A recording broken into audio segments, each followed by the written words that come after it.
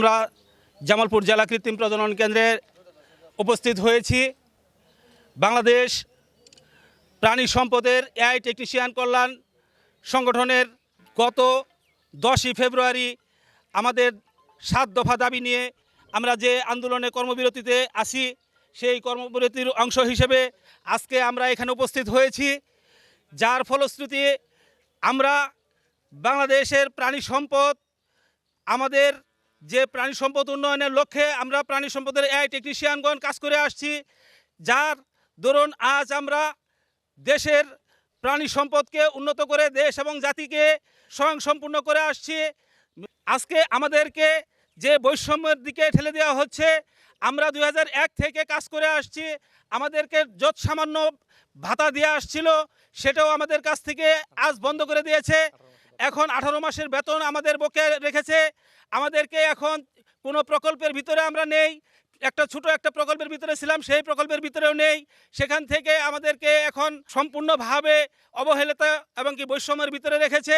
আজ আমরা যে 7 দফাতে এখানে এসেছি, সেই 7 দফার এক দফায় এখন আমরা রূপান্তরিত করতে চাই। আমাদের চাকরি স্থায়ীকরণ করতে হবে, আমাদেরকে রাজস্ব খাতে নিতে হবে, আমাদেরকে আজকে যে বৈষম্যের ভিতরে রেখেছে সেই বৈষম্যের ভিতর থেকে আমরা অবসান চাই। মাননীয় সরকারের কাছে আমাদের অনুরোধ, আমরা যারা এআই টেকনিশিয়ান আছি আমাদেরকে আমরা গত ফেব্রুয়ারি মাসে 10 তারিখে আমরা চিঠির মাধ্যমে অধিদপ্তরকে অবহিত করেছি যে আমাদের 7টা দাবি আছে, আমাদের 7টা দাবি মেনে নেন। 7টা দাবি তো মানাই নাই, বরং আমাদেরকে বলতেছে এখন প্রকল্প থেকে বের করে দেবে। আমি মাননীয় সরকার মহোদয় এবং অধিদপ্তরের ঊর্ধ্বতন কর্মকর্তাদের প্রতি দৃষ্টি আকর্ষণ করে বলছি, আমরা আপনাদের পুরাতন কর্মী, আমরা কাজ করি মাঠে, আপনারা বসে থেকে অফিস চালান। আমাদের মাঠ থেকে যদি কোনো কাজ বন্ধ হয়ে যায় আপনাদের করার কিছুই নাই। আমরা গাভী বানাই, দুধ বৃদ্ধি হয়, আমরা সার বানাই, মাংস বৃদ্ধি হয়। এই দেশের মাংস এবং দুধের স্বয়ংসম্পূর্ণ আমাদের দ্বারা, আমরা যে জাতি, এই জাতির উন্নয়ন করতেছি। আমরা অনুরোধ করব আমাদের দাবি মেনে নেন। যদি দাবি মেনে না নেন 7 দফায় 1 দফায় উন্নীত হবে। আমরা 80% কাজ আমরা এই টেকনিশিয়ানরা করে থাকি। এখন 20% কর্মকর্তা যারা আছেন তারা সারা বাংলাদেশের মাঠ পর্যায়ে কোনো কাজই তারা করতে পারবেন না। আমরা সারা বাংলাদেশ যে খামারিরা আছে তাদের পাশে থেকে আমরা এই প্রাণী সম্পদকে, প্রাণীজ ও আমিষের পুষ্টির চাহিদা পূরণ করে যাচ্ছি।